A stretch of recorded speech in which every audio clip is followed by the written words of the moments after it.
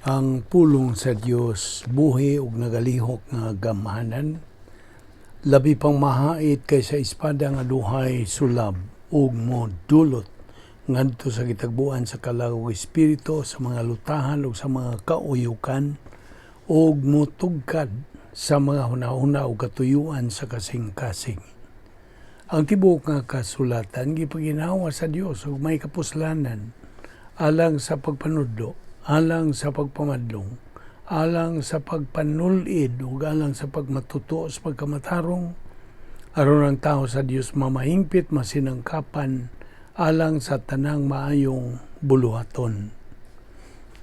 Sa dili pa kita magapadayon sa pagtuon sa pulong sa Dios, sa mas naandan gikinahanglan ang atong pagsugid sa tanan ta mga salang nabuhat ning adlaw ngadto sa tuwangan sa Dios nga mahan. Pinagis paggamit sa 1 Juan 1:9 nga gitawag nato og rebound technique. Pasiguli ngadto sa Dios, meaning sa atong pakigamitay ug nga kita dumala sa balang Espiritu Santo sa atong pagsugid sa atong mga sala. Hinganlan nato privately to God the Father, and He is faithful to forgive us our sins. Apan alang kanimo dili pa magtuto ang imong buhaton, dili ang pagsugid sa imong mga sala, kundi dili ang imong pagtuo. Pagdawat kang Ginoong Jesucristo, ingon nga imong manduluwas. Busa magampot sa ilong.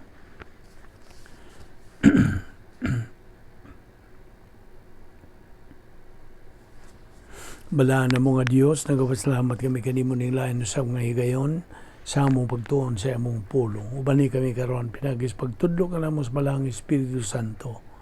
Kining tanan among gipasalamatan sa ngalan ni Ginoong Jesucristo. Amen. Maayong untag sa tanan nato mga subscribers, mga followers, atong mga higala, atong isig ka magtutuo. Welcome na usab. Ang atong pagatunan karon giuluhan og God and His plan. Very basic man kining maong pagtulunan, apan gikinahanglan nga ito paglabas kanunay sa atong panumduman kining mga butanga. Unas tanan, ang Dios anay plano. O kining maong plano niya makatunan lamang diha sa iyang pulong. Labihas kadaghang mga tao karong panahon na naguna-una nga human ni ining kinabuhian nato ning kalibutan na muwagtang lang kita, they go out of existence. So kini mga tawhan na nagatuo sa bakak nga direkta gyud gikan sa baba ni Satanas, that we just spend this present life to the fullest. Mao mo ginisagan nga ginasulti sa mga katawhan nga live life to the fullest. Because after we die, that's it. Mo ka na ilang gituhuan. What a tragedy. Dakog yung trahedya. And yet, labiyas ka bagang doot sa katawan, nagadawat nining maong bakak, false belief.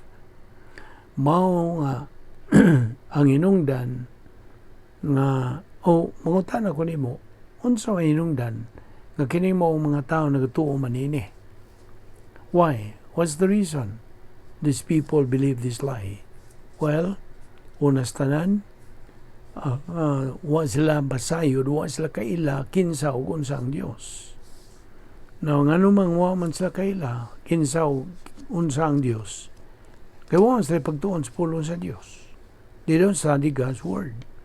Na kung imong dapiton ka na sila sa salmot o Bible study nga sama niini, mayon na dayon og adi ko kay basik madatag laing relihiyon. They don't know that learning God is only studying the Bible. Wa sila masayod. O kita nang hinahanglan man gyud og textbook nga atong gamiton to learn God and His Word. Now, kining maong textbook gitawag nato og Biblia. Tungod kay ang Diyos mo may laing paagi nga ato makatunan siya. He can be known by revealing Himself pinagi diha sa Biblia. Niini nga itong panahon karon, God does not reveal Himself pinagi mga visions, mga voices, or any other form of revelation as sa iyang gibuhat niya itong daang pagkigsaad to the Old Testament prophets tungod kay ang bagong tugon, the New Testament, I mean the canon of scriptures is already complete. Kumplito naman karon. So, we do not need any other way sa pagkaton pag-ilakin sa ang Dios apart from the study of the Word of God. Kaya ang tinuod God, ang suliran karon sa tao, mao nga siya may pagkatapuhan. He is lazy. He does not have the desire. Wa siya tinguha. Wa siya kainit sa pagtuon sa pulong sa Dios. Now, wa sila masayod nga ang balaang kasulatan mao lamang ang bugtong tinubdan of information bahin sa Dios about sa iyang plano sa atong kinabuhi. Mao ra ni ang bugtong tinubdan, the only source. So, we begin to study sa plano sa Dios pinagi og unom ka mga propositions. Okay? There are 6 propositions. Ang naguna niini nga naay Dios. Ikaduha, ang Dios nagapadayag siyang kaugalingon. Ikatulo, ang Dios undanon. Ikaupat, ang Dios anaay plano. Ikalima, ikaw ang tumong niining maong plano. Ug ang ikaunom, nanginahanglan kas pagpaminaw, utangan kag pagpaminaw sa Dios. You owe God a hearing. Paminawi ang Dios. Buksi mo una-una.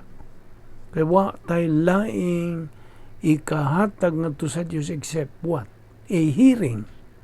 Pagpatalinghog, paminaw. You see? Okay. Ato isalot kining tulo ka basic systems of human perception. Kining pagpanabot, makasabot ta pinagi sa pagpangatarungan. Ikaduha, pinagi sa atong pagsabot, pinagi sa atong madungog, makita, masimutan, matilawan, o mahikap. So, in other words, through empiricism. Muna ikaduha, ikatulo, ang pagtuo. Ug mao ni gigamit sa Dios alang sa atong kaluwasan, pagtuo. So, wa ba ka makaalinggat dinhi? Wa tara ba maghisgot bahig relihiyon? Bahin og pagpasakop og relihiyon, bahin og pastor. What actually is religion? Mungutan ako nimo. Unsa may pasabot og relihiyon? Kaya ang relihiyon ko, dili gikan sa Dios, gikan kinis tao.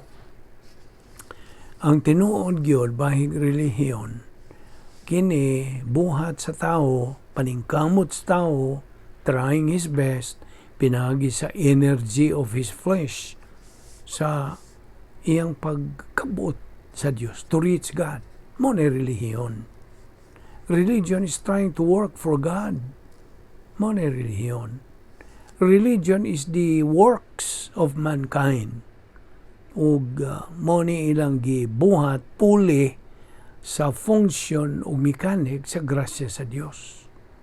So any religion attempts to reach God. Based sa unsang relihiyon, naningkamot sila sa pag-establisar og relasyon ngadto sa Dios.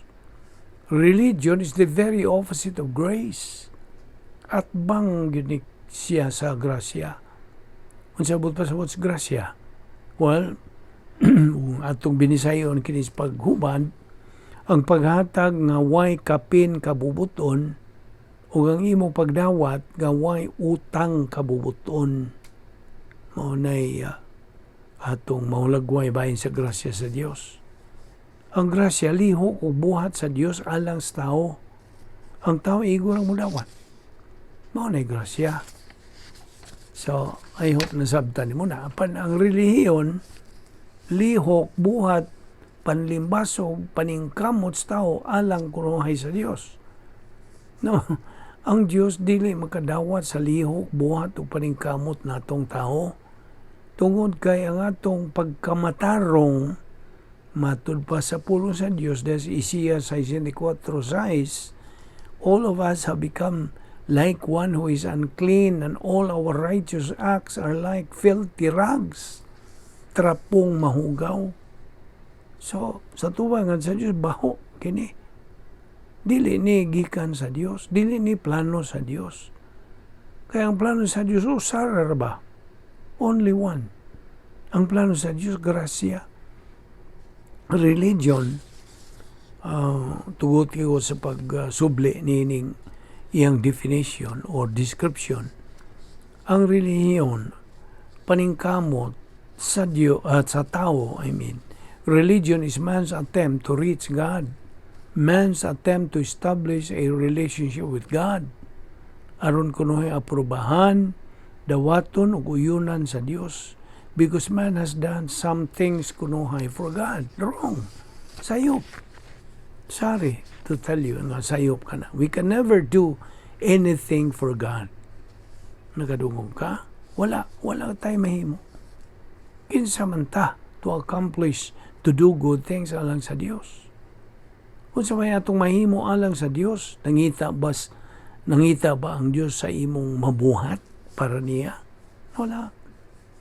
May hinungdan ngano aron dili ta giingon sa mga bulanon o di ta magadjama-jama o pamuhat o buluhaton aron kunuhay atong ikahalad kini sa Dios, we have to study. Paminaw. We have to study sa protokol, sa paagi, sa mando, pahimangno, pasidaan sa Dios nga atong makatunan diha lamang sa Biblia. Tungod kang Dios, diya siyang pulong, wa manginahanglan of us anything except using our volition. Ipagamit ra ba na sa Dios iyang hinatag kini atong volition dinhi sa atong kalag. Paggamit nato sa atong kabubuton. Why? Tungod kay binuhat ka na sa Dios. God created it. He made everything for our use. Alang ka nato. That is why what the Word of God is talking about, mao na nga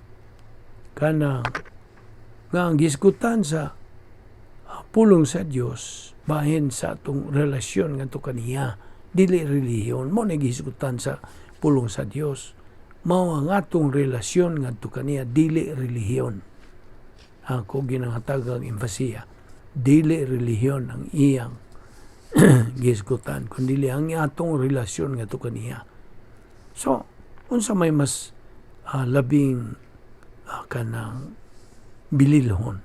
What is more important? Relasyon o relihiyon? Relihiyon, organisasyon. Ang atong pagkadugtong sa Dios, dili na relihiyon, relasyon kana. So, ang mahinungdanon, mao nga atong relasyon lagi ngadto sa Dios, not religion. So, hinaot nga kininaksay na kuha nimo ang unod ni atong ipangisgutan karon, o ginaot nga ikaw nalamdagan sa balang Espiritu Santo. Salamat o Dios ni ining grasya nga mong ipahimuslan, hinaot nga kini magahatag ka na mugdugang panalangin sa mong kinabuhi, kining tanan na mong ipasalamatan sa ngalan ni Ginoong Hesukristo. Amen.